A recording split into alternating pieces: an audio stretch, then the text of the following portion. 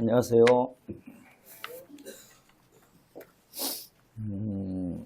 제가 한 15장 정도로 준비해 왔는데 지금 아다시피 이렇게 막 축소를 했어요. 주최 측은 좋은 것 같습니다. 왜냐하면 처음에는 60분 정도 이렇게 한다고 그랬다가 갑자기 25분으로 확 줄이더라고요. 어쨌든 여러분들이 그 시간과 여러 가지 어떤 사정들이 있어서 아마 그랬던 걸로 기억을 합니다. 제가 이제 참고하기 위해서 이걸 가져오긴 했습니다만은, 그냥 지내왔던 남원교회와 함께 했던 그런 것들을 위주로 해서 이렇게 좀 말씀드리길 원합니다. 제가 남원에 처음 왔을 때에는, 저쪽에 그 새마을금고인가요? 그곳에 있을 때였던 것 같습니다.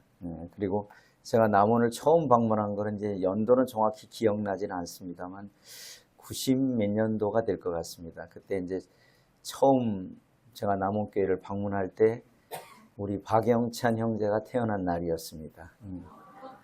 이 자리에 나와서 오늘 아까 기도해 주신 박종환 형제님이 저도 아빠 됐어요 라고 하고 사회를 보기 시작을 했습니다. 그래서 제가 기억에 남았어요. 그리고 처음 방문한 곳이었긴 했지만 또 우리 소천한 주님 안에서 이렇게 가깝게 지내고 친구처럼 지냈던 우리 현명한 형제님, 그 다음에 이 자리에도 계신 것 같은데 지금 어딘지 잘 안 보이시는 것 같아요. 이진식 형제님이 이렇게 식사로 이렇게 많이 저녁에 이렇게 대접을 해주셨던 게 기억이 납니다.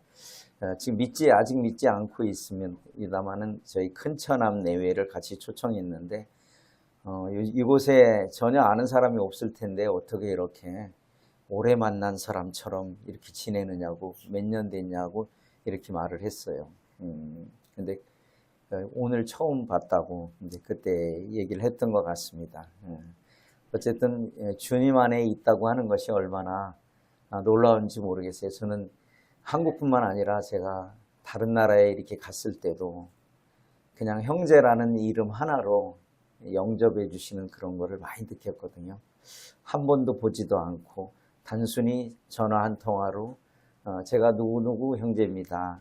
방문해도 되겠습니까? 그럼 환영해서 또 연락을 하지 않고 갔는데도 불구하고 환영을 하는 이런 상황들을 저는 이렇게 많이 경험을 하게 됐습니다. 어쨌든 오늘을 이렇게 맞이하게 해주신 그 주님께 감사가 됩니다. 그래서 오늘은 하나님의 은혜로 여기까지 왔습니다 라는 제목을 갖고 성도님들과 좀 나누기를 원합니다.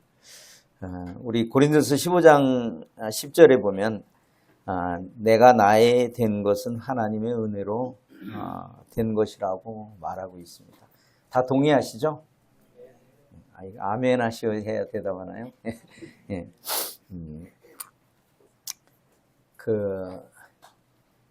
그렇죠. 다른 말로 어떤 말로 우리가 수식할 수 있는 말이 되겠습니까? 제가 한 7년, 8년 정도의 남원교회 생활을 마치고 2008년에 떠나서 쭉 이렇게 저의 40여 년 신앙생활을 이렇게 돌아보게 될 때 정말 하나님의 은혜였습니다. 매 순간 넘어가기 힘든 순간과 기쁜 순간과 이런 것이 다 있었는데 제일 기쁠 때는 사람들에게 친례를 베풀 때였습니다.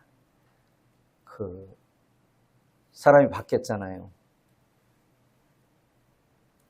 바뀔 수 없는 사람 같은 우리들을 하나님께서 바꿔놓으셨어요. 그런 하나님이 우리의 하나님임을 이렇게 보게 됩니다. 제가 그 일을 충분히 준비가 되거나 그 일을 감당할 수 있는 자라고 생각은 지금도 안 합니다. 그러함에도 불구하고 하나님이 부르셨고 그 부르심에 제가 한 일은 순종이었습니다. 그 순종의 그 삶에서 하나님께서 행하신 일은 너무나 많았다고 하는 것이죠. 제 이렇게 삶을 이렇게 해보면 외국에서 산 생활이 상당히 많았던 것 같습니다. 그래서 어떤 때로는 한국에 오면 이렇게 뭐라고 표현해야 되나요? 낯설어 보이는 것 같은 때도 많이 있습니다. 그럼에도 불구하고 한국에 왔을 때 참 여러분들이 주님 안에서 이렇게 섬기시는 이런 모습을 보게 될 때 참 감사가 됩니다. 저는 이사야 58장 12절 말씀을 통해서 주님 저를 부르시고 그 부르심 속에서 제가 컨켄에서의 마지막 삶을 살길 원했어요. 근데 하나님께서는 저에게 또 다른 곳에서의 길을 보여주셨어요. 우리 장로 형제님들과 제 은퇴, 정확히 얘기하면 제가 오늘부터 은퇴라는 말을 잘 안 쓰는 게 더 좋을 것 같아요. 리포커스라는 말이 있거든요. 제가 그 은퇴를 하면서 호주나 뉴질랜드나 캐나다나 미국이나 영국 이쪽에 이걸 좀 찾아보게 됐어요. 선교사들이 은퇴를 어떻게 해야 되는가를 이렇게 찾아보게 되니까 제가 막연하게 생각했던 게 어떤 부분은 일치하는 부분도 있고 그렇지 않은 부분도 있었습니다. 근데 거기서 대부분이 이렇게 말하고 있는 것은 다른 교단의 선교사는 모르겠지만 모임의 선교사들은 리포커스라고 하는 그런 말을 붙였더라고요. 그건 이제 초점이 바뀌었다 아니면 사역의 그 어떤 방향이나 그런 것이 조금 바뀌었다라는 것을 이렇게 말하고 있더라고요. 그리고 끝이 아니라 새로운 시작이다라고 이렇게 정의하고 있는 것들을 보게 됐어요. 그래서 저에게 주님이 그 실하차로 내려가라고 하는 것을 창세기 12장 1절 말씀을 저에게 주셨거든요. 제가 기존에 있던 제가 어떠한 영향력을 미칠 수 있는 그런 것보다 또 그곳엔 제가 아는 사람이 있었고 저에게 낯익은 사람들이 있음에도 불구하고 그곳을 떠나라는 것이었어요. 저는 훌륭한 성경교사는 아닙니다. 저는 개척자입니다. 저는 한 사람의 영혼을 바라보고 갈 수밖에 없는 것이 선교사들의 삶인 것 같아요. 그 한 사람이 나를 기다리고 있다면 무거운 내 발길을 그곳으로 옮겨야 되는 게 저는 선교사의 삶이라고 봅니다. 남들이 가보지 않은 길을 가는 길, 그 길이 선교사의 삶의 길이라고 생각해요. 제가 한국을 떠날 때 저에게는 숙제가 있었어요. 49살에 언어를 배울 수 있을까? 물론 태국말을 조금은 했었어요. 근데 조금 하는 것 같고 안 되잖아요. 사실은 이제 어떤 부분에 있어서 그런 부분들이 있었어요. 근데 주님께서 가서 정말 언어를 세상 표현으로 하면 죽기 살기로 했습니다. 그냥 안 해도 될 말을 하고 때로는 이제 우리 아내가 눈총을 줘가면서도 그랬습니다. 좀 말을 좀 적게 하라고. 근데 말을 배우기 위해선 상대방과 대화를 나눠야 했어요. 그것은 제 자신의 어떤 걸 나타내는 게 아니라 언젠가 제 입으로 복음을 말해야 될 시기에 말이 막혀서 못한다고 할 때 주님 앞에 부끄러움이 있었기 때문에 그렇게 했습니다. 그럼에도 불구하고 저에게는 부족했어요. 입이 굳어져 가고 있었고 이미 기억력이 좀 떨어진다고 그러나요? 그런 일들이 있었어요. 그러나 주님께서는 새로운 계획을 세고 가라 했을 때 우리 마태복음에 있듯이 가라고 말씀하셨잖아요. 가라 하는 것은 뒤에 내가 널 책임지겠다는 전제를 하고 말씀하시는 겁니다. 여러분들을 하나님이 부르신다면 동일할 것입니다. 그래서 그 간 것에 여러 지혜를 주셔서 아까 언어 선생님이 여러 분 나왔는데 저는 한 선생님한테 언어를 배우지 않았어요. 이 분들이 대부분 대학에 있는 교수님들입니다. 그런데 그분들이 여러 모양으로 언어를 배우게 하셨어요. 그런 것들이 참 저의 뒤에 사역을 준비하고 또 한국어도 저희가 시작한 게 아니라 이 교수님들이 한국어를 통해서 복음을 전하면 좋겠다. 믿지 않는 사람들이 그런 얘기를 많이 했어요. 제 일생을 통해서 믿지 않는 사람들이 저를 길을 인도하고 저에게 좋은 아이디어를 준 것들을 많이 경험하게 됩니다. 아까 이제 말씀드렸던 대략 사역들은 이미 어느 정도 아시는 부분들이 있었어요.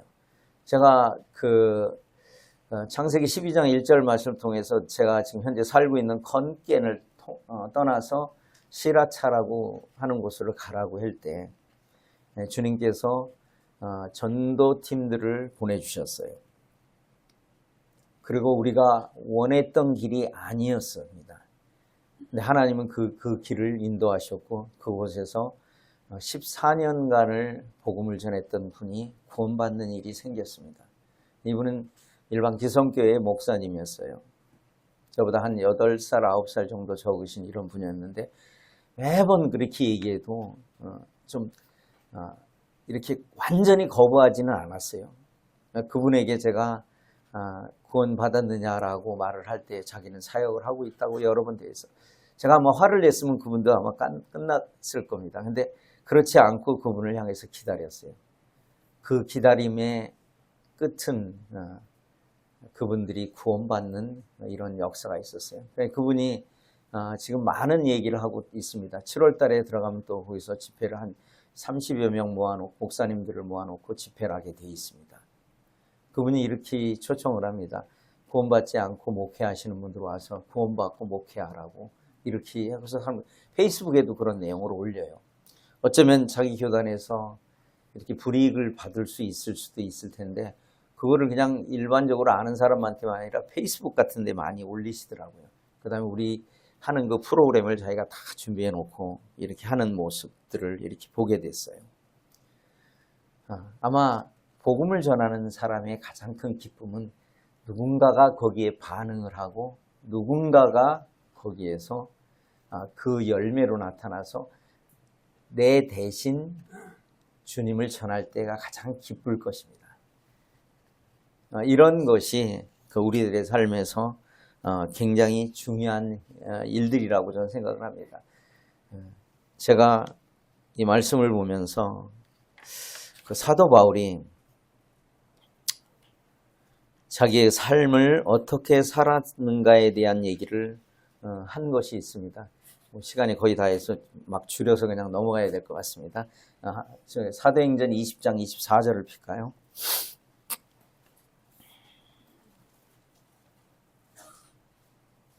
같이 읽겠습니다. 시작. 내가 달려갈 길과 주 예수께 받은 사명 곧 하나님의 은혜의 복음을 증거하는 일을 마치려 하면은 나의 생명조차 조금도 귀한 것으로 여기지 아니하겠노라. 저는 제가 선교사 직임을 내려놓고 저에게 주신 그런 말씀이에요.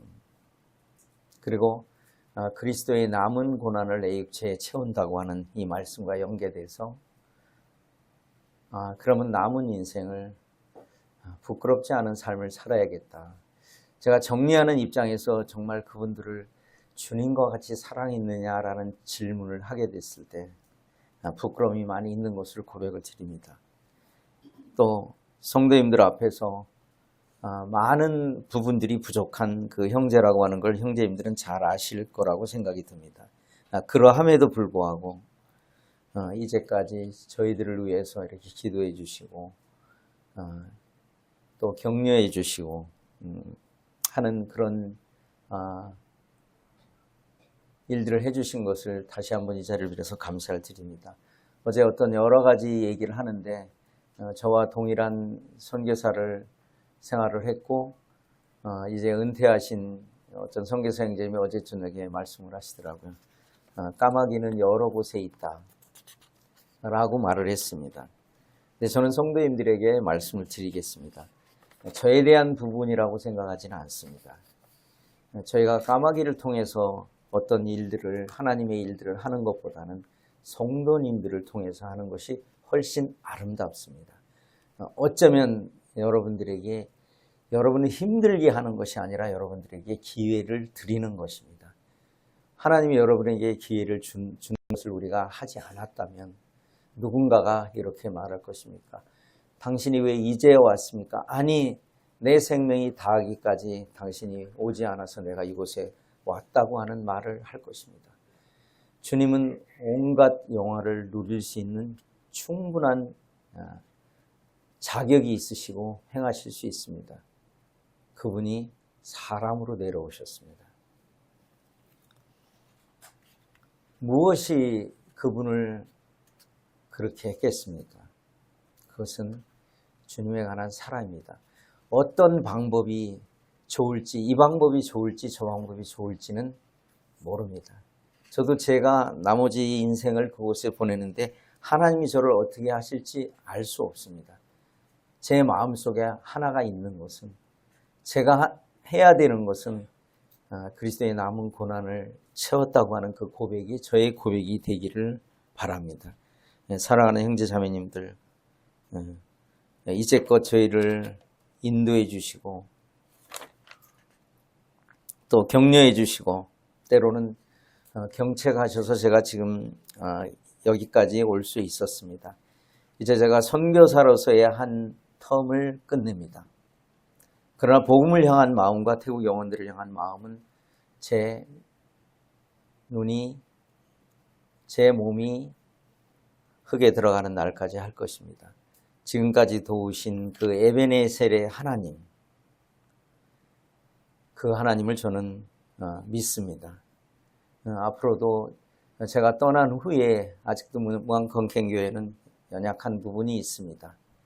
그러함에도 그분들에게 성령이 계십니다.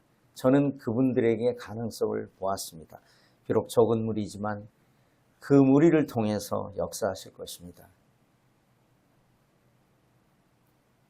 그리고 또 제가 나머지 그 인생을 그곳에 주님이 오시면 제가 안 묻힐 거지만 주님이 오시기 전에 제가 주님 나라에 간다면 그 일로 인해서 그 죽음이 하나님 나라 복음의 씨앗으로 이렇게 심겨졌으면 하는 그런 마음이 있습니다.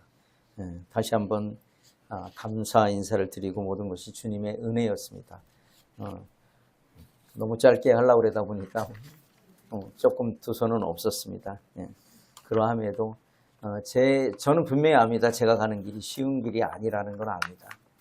그러함에도 제가 갈 수 있는 것은 제가 지혜가 없기 때문에 주님의 지혜를 구할 수밖에 없기 때문에 가는 것입니다. 다시 한번 연약함에도 불구하고 이제 6학년 7반으로서 살아가는 것이 아니라 이제 새롭게 선교지를 나가는 49세로 돌아가고 싶습니다. 그 돌아가서 나머지 그곳에서의 일정 가운데 함께 하게 되겠습니다. 아마 나머지 부분은 이제 다른 분들이 조금 더 설명하는 걸 제가 일 거라고 생각해서 제가 이제 저에 관련된 부분만 좀 말씀을 드렸습니다. 다음에 또 기회가 되면 성도님들에게 다시 한번 말씀드리도록 하겠습니다. 감사합니다.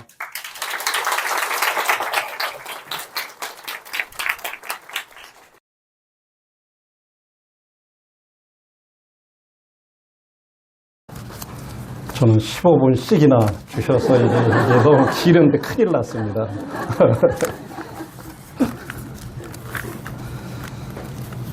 옆에 앉은 이제 자매가 그래요. 여기 청년들이, 여기 다 청년들이네요. 그래서, 남원 서문교회는 아마 청년의 구성이 그렇게 돼 있는가 보죠. 아버지하고 딸도 있고.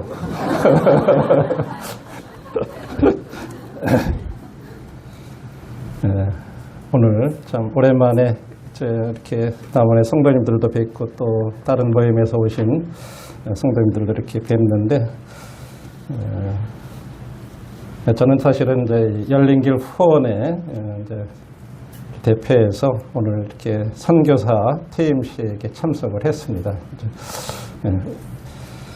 사랑하는 우리 그 안영재님 부부, 그리고 남원 서문교회 성도님들, 또 여러 지역교회 성도님들, 그리고 TCM 팀원들, 사실 오늘 우리는 한 선교사 부부의 인생을 축하하기 위해서 이 자리에 사실 모였습니다.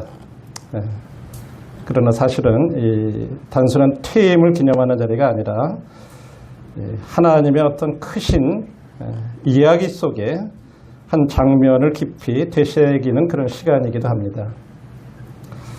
왜냐하면 선교는 우리 인간의 일이 아니라 하나님의 일이기 때문입니다. 그래서 선교학에서는 이것을 갖다 미시오 데이, 곧 하나님의 선교라고 이렇게 부릅니다.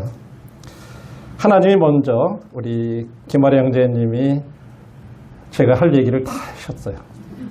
네. 세상을 사랑하셔서 직접 이 땅에 오시고 또 아들을 보내시고 또 일하신다는 그런 고백입니다. 그렇기 때문에 우리 선교사님들의 이 삶은 단순히 한 개인의 헌신이 아니라 하나님의 선교에 참여한 거룩한 순종의 역사였습니다. 사랑하는 우리 안병환 형제님과 모전미 자매님, 두 분께서는 그 낯선 태국 땅, 낯선 태국 언어, 낯선 태국 문화 속에서 18년 동안 복음을 전하며 살아오셨습니다. 때로는 열매보다 눈물이 많았고 환영보다 외로움이 컸으며 성취보다는 기다림이 길었던 시간도 있었을 것입니다. 그러나 우리는 하나님의 선교는 결코 인간의 성과로 평가되지 않는다는 것을 압니다. 하나님의 선교는 이미 하나님께서 시작하셨고 하나님께서 이루어 가시며 하나님께서 완성하십니다. 우리는 단지 그 일에 참여하도록 부름받은 사람들입니다. 그래서 한 유명한 분이 이런 얘기를 하셨습니다. 선교는 교회의 활동이 아니라 교회가 하나님의 선교에 참여하는 것이다. 두 선교사님의 삶은 바로 그 진리를 몸으로 살아낸 증거입니다. 우리는 흔히 은퇴를 끝이라고 생각합니다. 그러나 하나님의 관점에서 보면 은퇴는 결코 끝이 아닙니다. 왜냐하면 하나님의 선교는 결코 멈추지 않기 때문입니다. 성경 전체는 하나님께서 자신을 세상에 알리시고 열방을 향해 나아가시는 이야기입니다. 그리고 그 이야기 속에서 우리 두 선교사님은 중요한 한 장을 쓰셨습니다. 하지만 하나님의 이야기는 계속됩니다. 이제 그 사명은 다음 세대에게 이어지고 또 다른 사람들을 통해서 흘러갈 것입니다. 사랑하는 안병환 형제, 모전미 자매님, 오늘 우리는 두 분의 사역을 정리하는 것이 아니라 감사로 하나님께 올려드립니다.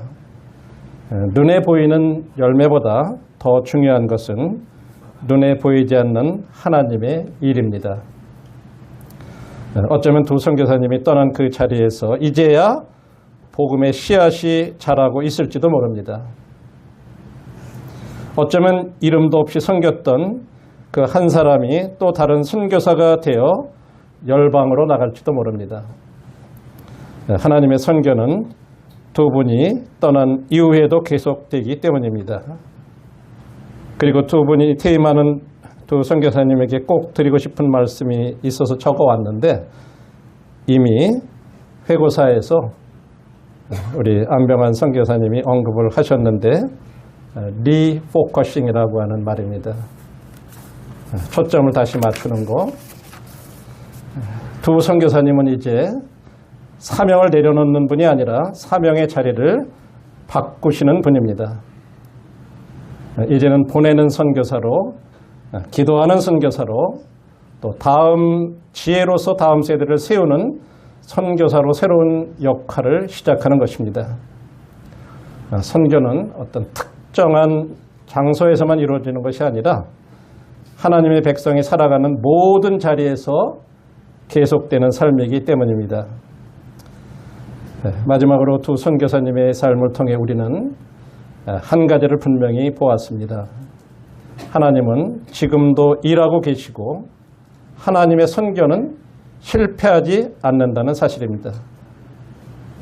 우리들은 연약함이 있어서 인간의 눈으로 보기에는 실패한 것처럼 보이고 거적으로 보기에 뭔가 성과가 없는 그것을 보고 우리는 판단합니다. 그러나 하나님의 선교는 실패하지 않는다는 사실입니다. 그리고 그 위대한 하나님의 이야기 속에 우리 두 선교사님의 이름이 기록되어 있다는 사실입니다. 사랑하는 안병환 형제님, 모전미 자매님, 그동안의 헌신에 깊이 감사드립니다. 그리고 앞으로 태국 촌부리도 사라차 지역에서의 남은 삶 가운데서도 하나님의 평안과 인도하심이 함께 하시기를 빕니다.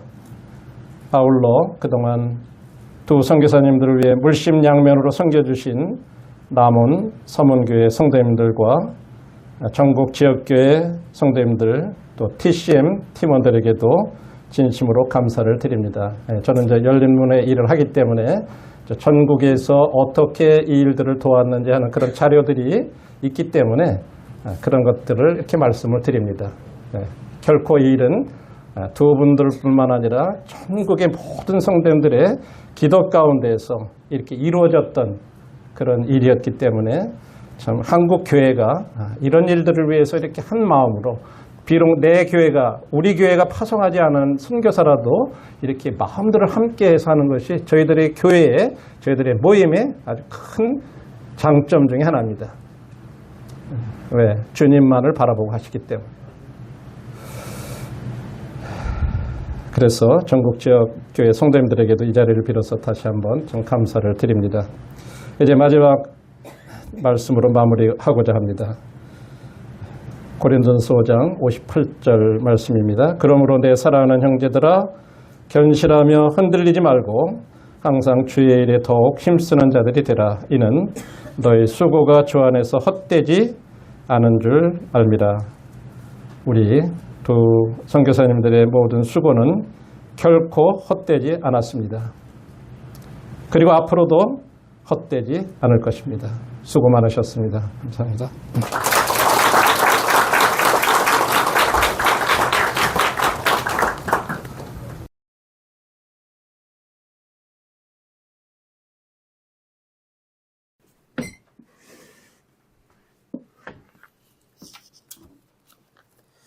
반갑습니다.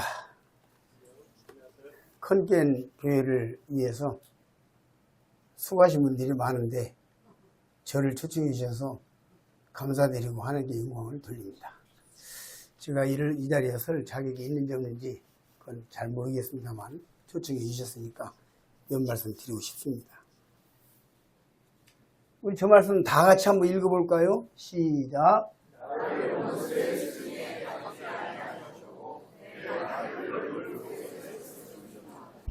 제가 50살 됐을 때, 야, 내가 50살이야? 그게 내가 50살이자 이거지? 뭐야, 이거? 뭔데?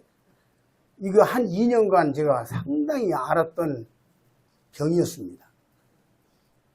내 인생 그냥 끝나는 거 아니야? 뭐야? 근데 어느 날 주님이, 야, 너 20살에 군부받아가지고 30년간 가르쳐갖고 이제 써먹으려고 하는데 뭔 소리 하고 있는 거야? 깜짝 놀래가지고 정신을 차리고 마음의 평안을 찾고 그 이후에 제가 굉장히 힘있는 전진을 했던 것을 보게 됩니다. 왜 제가 갑자기 이 말을 하느냐면 우리 안배환님의 컨겐 교회를 개척 시작하실 초기부터 지금까지 쭉 지켜보면서 1년에 한 차례, 두 차례씩 이렇게 방문하고 그랬어요. 그런데 그러면서 제가 크게 돕지는 못하지만 지켜보는 건 했어요. 그래도 가서 이렇게 보고 현장에 보고 이렇게 했으니까. 그러면서 실제로 제 마음 가운데 이제 주님께서 이 큰 건물을 주셨을 때에 여기다 뭘 채우려고 하시나 이런 생각을 늘 가지고 있었습니다. 무슨 일을 하려고 하시나. 시장에 가서 물건을 사도 이 물건을 어디다 쓰려고 사잖아요. 그렇죠? 그런데 느닷없이 재작년에 퇴임 얘기가 나와서 제가 깜짝 놀래가지고 그러지 말라고 그랬어요. 제가 물어봤어요. 한국에 돌아올 겁니까? 안 돌아온대요. 그럼 어디서 할 거예요? 미국 갈 거예요? 그랬더니 태국에 있대요. 태국에다 무덤을 만들 거래요. 그래서 제가 그러면은 퇴임식 하지 마. 그랬더니 해야겠대요. 그때부터 기도했어요. 도대체 이게 뭡니까? 하는데 그 즈음에서 8월 1일부터 9일까지 전도훈련을 갔죠. 전도 스케줄이 쫙 그냥 어긋져 버렸습니다. 스케줄 준비한 사람이 남편이 아파가지고 병원에 응급실에 실려가 버려가지고 이거 일할 수 없다, 준비할 수 없다 이래가지고 그 전화를 끊고 얼굴을 싹 돌리면서 그 실망하는 힘든 그 걱정스러운 그 눈빛을 지금도 잊을 수가 없어요. 그리고 한 서너 시간 지났나? 저더러 14년 동안 만났던 그 교제했던 목사가 있는데 한번 만나볼래요? 근데 그 만나볼래요 하는 얼굴이 이거라도 해야지 어쩌지? 이게 아주 긴장된 거예요. 왜냐하면 스케줄이 다 오고 났으니까 사도행전 16장 이야기하는 거예요 지금요. 무슨 말인지 알겠죠? 설명 안 해도 아시죠? 사도행전 16장 하는 거 아시아에서 복음길이 계속 막히니까 뭐야 이거 뭐야 했는데 마케도니아에서 오라고 하잖아요. 이래가지고 제가 아니 전도자가 못 갈 데가 어디가 있어? 못 만날 사람이 어디가 있냐고. 그럼 갑시다. 그 이튿날 다 짐을 싸가지고 갔는데 거기서 따 목사라는 분을 만났어요. 그리고 기이하고 놀라운 방법으로 그 영혼이 구원을 받았어요. 저도 놀래고 우리 안배관님도 놀래고 다 놀랬습니다. 제가 전도하면서 제가 놀랬다고 까무러칠 정도로 놀랬다고요. 그 얘기를 내가 할 수가 없어. 지금 시간이 짧아서. 그래서 제가 주님 앞에 생각은 뭐냐면 왜 퇴임입니까? 이거 뭡니까? 이렇게 이름 벌려놨는데 해서 계속 이게 뭡니까? 이 장면이 지금 뭔 장면이죠? 뭔 장면이죠? 지금 저 2년간 갈등하고 기도하는 거 이야기하는 거예요.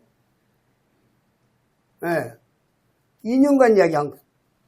형님 그렇게 이야기하는데 나 다시는 뭐 재구해봐라 이런 얘기 안 나눴습니다. 오늘 그걸로 끝냈어요. 아까 내 말씀 나눈 한 1분 얘기 나눈 것으로 끝냈어요. 퇴임하면 하는 것이지 내가 하는 거예요? 형님이 하는 거지. 그런데 뭐지 이게 도대체 뭐야? 지금 뭐 하는 거야? 이거 어떻게 되는 거야? 하고 기도하는데 주님께서 작년 가을부터 실마리를 주셨어요. 조금씩 이렇게 깨달음을 주시고 그런 가운데 주님이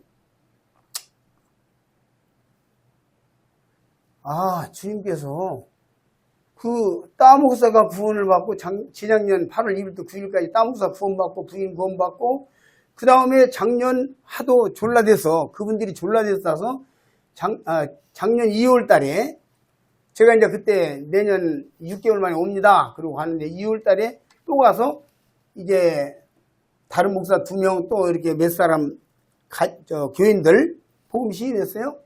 그리고 따목사가 어떻게 졸라대는지 우리가 작년 초창기 때 형제님 작년 1월부터 6월까지 한국에 있었잖아요. 그러니까 이제 최대한 빨리 잡은 것이 9월 28일부터 10월 28일부터 11월 11일까지 딱 잡았어요. 그리고는 기도하는데 주님께서 은혜를 베푸셔서 그 집회 때 16명이 왔어요. 교회 지도자들이. 그래서 그들이 복음을 시인했어요. 기뻐하고. 그래서 이제 더 이제 얽히는 겁니다. 그 후에 이 세 사람 먹으라고 내놓습니다. 혼자 다 먹.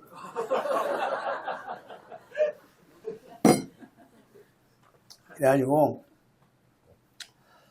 주님 도대체 이건 뭐죠? 퇴임은 한다는데 일은 더 확장이 되고 그래서 제가 저 개인적을 위해서 계속 엄청난 기도를 했습니다. 기도만 내가 밤낮으로 기도하고 예배당에서 저 개인적인 사유 뭐 이런 것 때문에 많이 기도하는데 주님이 이 말씀을 보이셨어요. 내 발을 넓은 곳에 세우셨습니다. 그래서 작년 가을에 갑자기 주님이 뭐 자다 있는 사람들 깨우친 게 뭔지 아세요? 태자가 글태자예요. 나라국자 넓은 곳이라고. 뭐야? 그럼 태국이었어? 제가 놀랐어요. 깜짝 놀란 겁니다. 지금. 작년 가을쯤에서 깨달아. 그래서 이제 가는데 지금 또 지금 따목사는 퉁사왕 지역입니다. 교회고. 근데 이쪽에 또 일이 터졌어요. 작년 가을에 터진 거예요. 그래서 거기 교회를 방문했는데 약 자기들 말로 400명 모인다는데 300에서 400이라고 그래요. 근데 우리들의 관점에서 볼 때는 그 사람 한 사람도 구원 말씀이 없어요, 지금 거기. 한 사람도 없다고. 거기에 우리가 가는 거예요. 일반적으로 장로교나 이런 데서 전도해달라고 하면 거기에 그 연줄되는 목사 장로들이 있잖아요. 구원받고 초청해서. 없습니다. 거기에 지금 안개 속을 운전하고 달리는 자동차처럼 우리가 가는 거예요. 도대체 무슨 일이 벌어질지 모르는 거예요. 여기서 주님께서 저에게 깨우쳐 주신 게 뭐냐면, 야, 이게 퇴임이 맞네. 뭔지 아세요? 여러분, 초등학문을 가르친 데가 초등학교예요. 그냥 끝났어요? 인생 끝났어요? 중학교 졸업은 중학교 가서 배우고 고등학문을 해야 할 거 아닙니까? 깜짝 놀랐어요. 여러분, 기초만 세우고 집은 앉았습니까? 이제 기초 세운 거예요, 태국에. 하나님이 저에게 말씀하신 거예요. 나 형님이 이런 얘기 지금 처음 하는 겁니다. 맞죠? 나 그런 얘기 안 했어요. 작년 가을 이후로 주님이, 그리고 3일 전에 완성해 주셨어요. 내가 15분간 말을 하는데 뭔 얘기 하십니까? 물어보니까, 야, 기초 세운 거야. 기초만 세우는 거 집 안 짓는 거예요? 서하늘 형제 대답해봐. 기초만 세우고 집 안 짓는 거냐고. 기초를 왜 세우냐면 집 짓기 위해서 세우는 거예요. 그래서 남은 서문교회 수고하셨습니다. 교회가요, 선교사 하나도 못 보낸 교회도 있어요. 제가 무슨, 판단하기 하는 얘기가 아니라 일반적인 얘기입니다. 이해하시죠? 그런데, 선교사를 하나 보내고 후원했다는 것은 엄청난 하나님 앞에서 참 영광입니다. 그렇죠? 그래서 이게 지금 이제 초등학교 졸업하고 중학교 들어가는 것이고, 중학교 졸업하고 대학교 들어가는 것이며, 고등학교 졸업하고 대학교 들어가는 것이며, 기초 세우고 이제 집 짓는 거 남아서 이제 시작이에요. 리포커스 이야기 하시는데, 맞습니다. 내가 오늘 얘기 하시더라고요. 그래서 우리가 실제적으로, 이제는 정말 태국의 사역이 이제부터 시작되는 거예요. 남원교회, 남원서문교회, 전국에 가면 남원서문교회에서 파송한 안병환 형제가 거기서 사역을 했다고 이 기록 지울 수 없어요? 생민책을 누가 함부로 지웁니까? 그렇죠? 기록책을 누가 고칩니까? 남원교회가, 남원서문교회가 이 일에 대해서 하나님 앞에서 확신을 가지고 이제 지금까지 우리가 기초하는 데는 크게 어떤 면에서는 인력이 많이 필요치 않으니까 기초할 때는 설설 했지만 이제부터 제대로 해야 되겠다고 하는 이런 마음가짐으로 퇴임 시간이라 제가 그랬어요. 아까 이야기하시더만 근데 저 방향을 바꾸는 거다. 이거 3일 전에 저에게 깨달음 주셨어요. 점프하는 거다. 이거 깨달음 주셨어요. 초등학교 졸업하고 중학교, 고등학교, 대학교, 사회 갈 길이 훨씬 더 멀어요. 이러기 때문에 점프하는 거예요. 지금 이번 7월 2일부터 17일까지 지금 갑니다. 7, 8, 9, 3일간 객너이 교회에서 지금 전도 집회를 합니다. 객너이예요. 이름이 기억하세요. 커이 할 때 객입니다. 우리 한번 따라서 객너이, 객너이 기억해 주세요. 지금 여기에 엄청난 전투가 벌어집니다. 어마어마한 전투가 벌어져요. 400명 앉혀놓고 복음 푸는 거예요. 지도자 16명이 다 변화될 수 있도록 기대해 주세요. 거기 지도자 16명이에요. 교회 대표가 있어요. 회사 체제하고 똑같아요. 대표가 있고 대표 목사가 3명이고 대표 장로가 4명이고 그 다음에 기타 여기에 연관된 5,000평, 약 5,000평 제 짐작입니다. 땅은 약 4, 5,000평 땅에 축구장 따로 있고 또 여자들 여신도 모이는 교회 건물 따로 있고 본당 따로 있고 이거 기업적인 교회예요. 거기에 우리가 지금 복음을 가지고 들어가는 거예요. 무슨 일이 벌어질지 모릅니다. 저 이 일을 위해서 기도해 주세요. 저는 지금 밤낮으로 마음에 생각하고 있습니다. 그 생각뿐이 없어요. 오로지 그 생각이에요. 어떻게 할 것인가? 주님, 저의 실수와 허물로 그 좋은 기회가 날아가지 않게 해달라고 정말 기도하고 있습니다. 제 생애에 처음 경험해 보는 겁니다. 이건 넓은 곳으로 주님께서 인도하시고, 이래서 이제 남은 서문교회가 이 기초를 쌓는데 하셨으면 집 짓는 거 이제 더 힘써서 완성해야 될 것입니다. 맞습니까? 4분의 1이 대답하셨는데 맞습니까? 정말 이제부터다. 그리고 분명한 것은 퇴임식 오늘 제목은 말씀 제목은 안병환 선교사 퇴임식의 의미 이렇게 해주시면 좋겠어요. 정말로 제가 여기 앉아 생각한 거예요.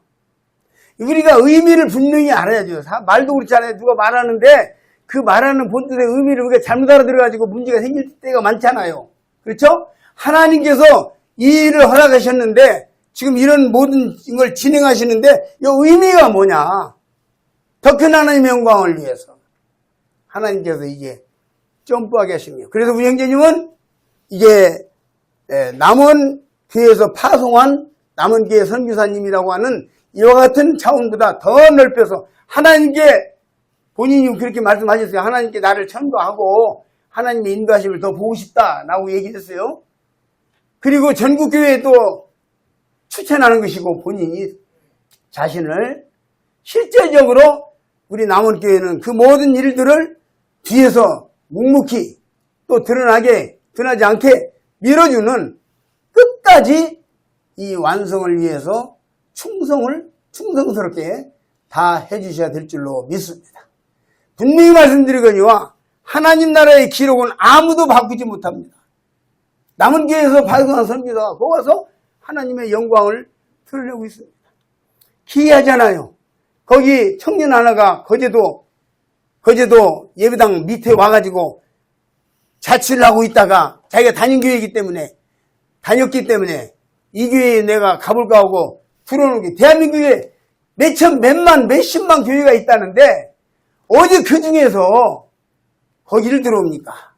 와가지고 구원받고 지금 형제가 됐어요. 그러니까 내 고향 거기에 400명이 구원 못 받은 상태에 있다고 그 형제가 소개해 주셨어요. 작년 제가 11월 달에 갔었어요. 거기 가서 그 대표 오고 목사님들하고 대표 오고 장로님들을 만났어. 1시간 전도 훈련하고 그리고 질문 받고 답변하고 떠날 때에 그분이 장로가 얘기를 했죠. 대표 장로가? 대표 목사님. 대표 목사님이 컨겐에 이 목사님이 오시거들랑 이 전도팀이 오시거들랑 우리도 꼭 같이 집회하게 해달라고 정식으로 요청을 했습니다. 그리고 우리가 요청받고 가는 거예요. 그래서 우리는 여기에서 멈출 수 없습니다. 아까 성경은 멈추지 않는다고 말씀해 주셨어요. 제가 그 얘기 하려고 그랬는데 먼저 해주셔서 정말 감사합니다. 시간 주려고 그래요.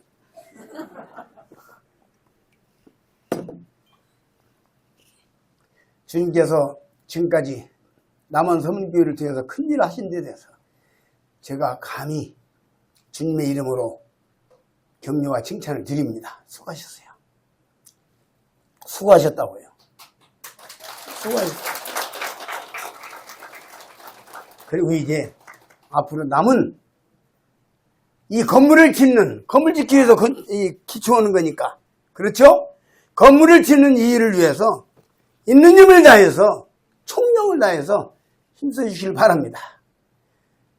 제가 부탁드리는 것은 한 달에 한 번씩 태국을 갈 수밖에 없는 제가 방문할 수밖에 없는 입장이 왔으면 좋겠어요. 무슨 말인지 아시겠죠?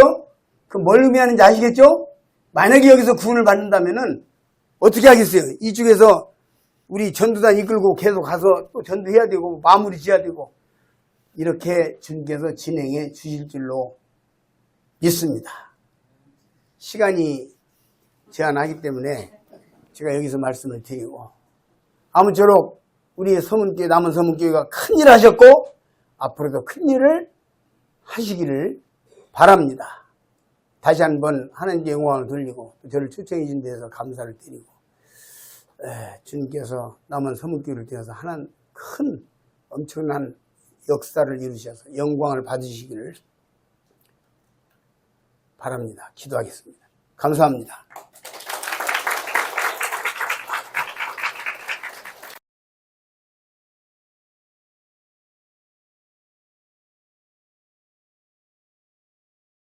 땅끝까지 이르러 내 증인이 되리라는 주님의 명령에 안영전님 부부는 제가 직접 가겠습니다 라고 응답하며 순종하셨고, 우리 남원 서문교회는 형제님의 부부를 파송함으로써 주님의 명령에 함께 순종하였습니다. 주님께서는 우리 모두를 선교사로 부르셨어요. 우리 모두는 직접 가는 선교사가 되든지 아니면 보내는 선교사가 되어야 합니다. 오늘 이곳에는 태국 선교의 동료간 우리 형제자매님들이 함께 참석을 했습니다. 저는 안영전님 부부가 주님의 부르심을 받았을 때부터 오늘에 이르기까지 함께 해온 동력자 중에 한 사람이라고 생각합니다. 태국에서 행하시는 하나님의 놀라운 일들을 직접 보고 저는 사도행전의 역사 일부를 경험하는 은혜를 누리기도 했습니다.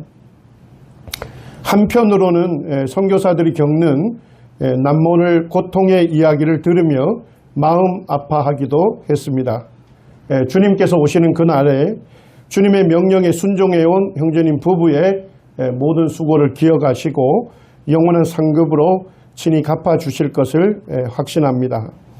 형제님 부부는 태국을 향한 하나님의 부르심을 받고 2008년 태국으로 들어갔습니다.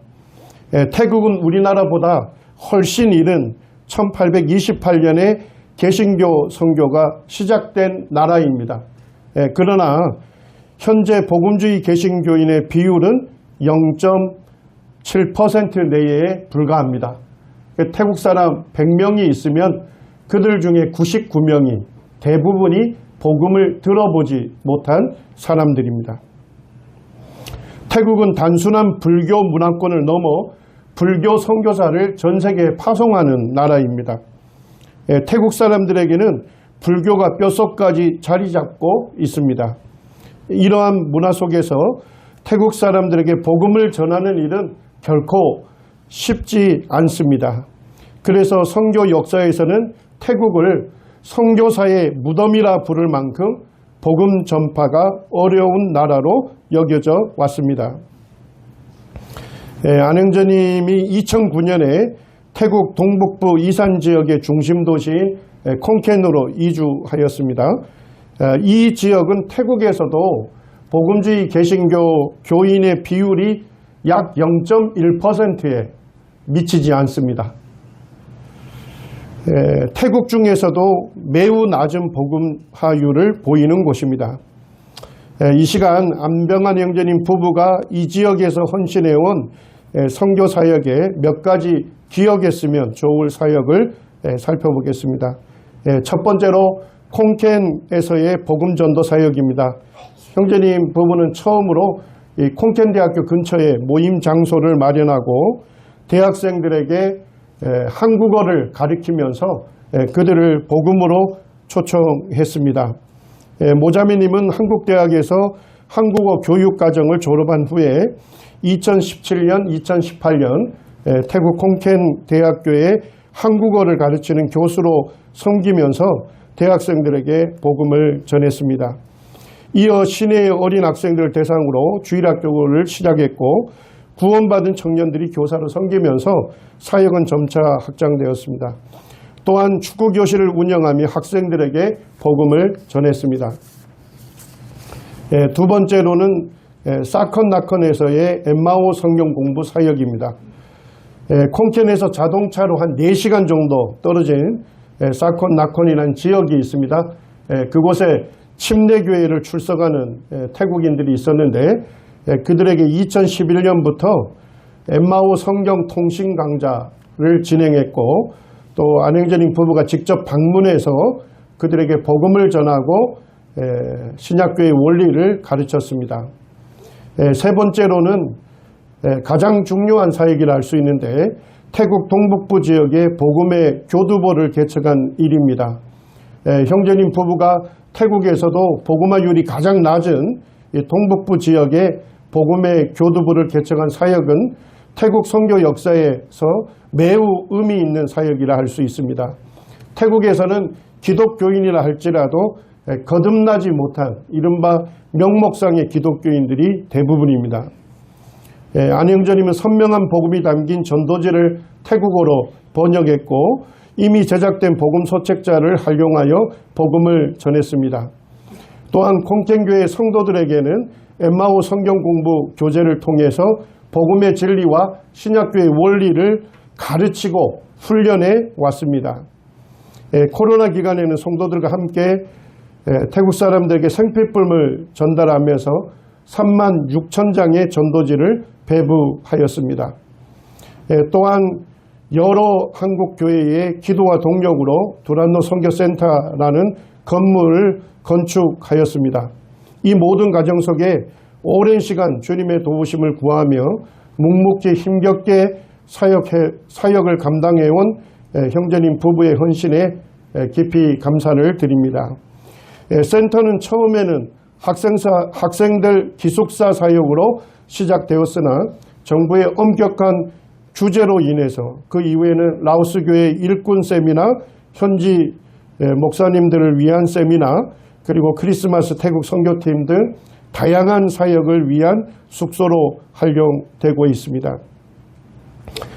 또한 주님께서는 동북부 지역의 현지 목사들에게 복음을 전할 수 있는 기회를 허락하셨고 우리 허윤희 경전이 말씀하신 대로 그분들 중에 구원받는 분들이 일어났고 또 그분들이 목회하는 곳에서 복음 집회를 요청받게 되었습니다. 앞으로 동북부 지역에 후임 선교사들이 오게 된다면 형제님 부부가 오랜 시간 준비해온 이 복음의 교두보 위에서 선교 사역을 이어가게 될 것입니다. 네 번째로는 라오스의 엠마오 성경 공부 사역을 개척한 것입니다.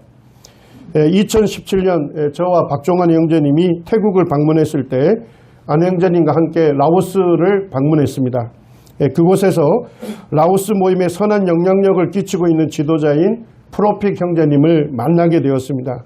그분을 통해서 오늘날에도 예수님을 믿는 믿음 때문에 핍박을 당하고 감옥에 갇히는 그와 같은 이야기들을 들으면서 핍박 속에서도 믿음을 지켜가는 라오스 성도들의 간증을 들으면서 굉장히 감동을 받았습니다.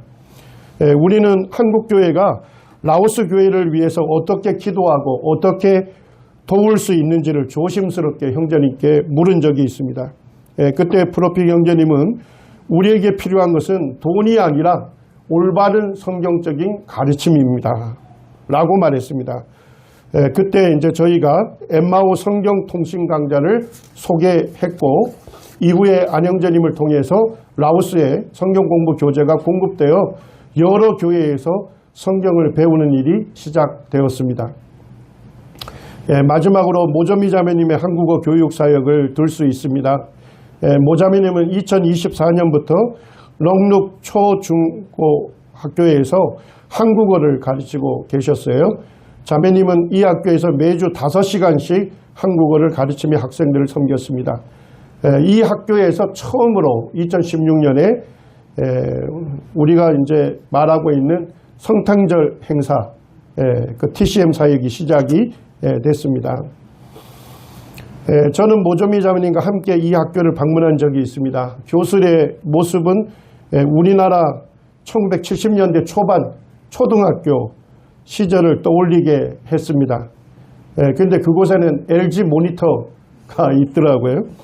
과거와 현재가 공존하는 교실이었습니다.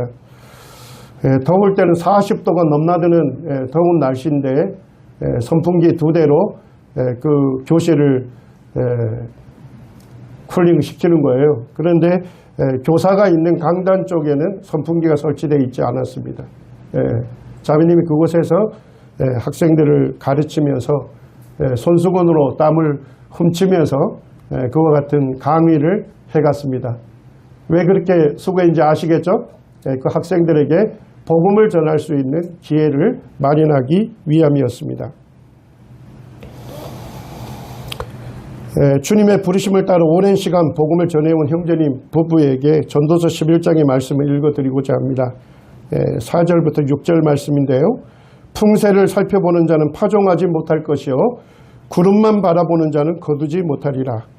바람의 길이 어떠함과 아이 벤 자의 태에서 뼈가 어떻게 자라는지를 내가 알지 못한 같이 만사를 성취하시는 하나님의 일을 내가 알지 못하느니라.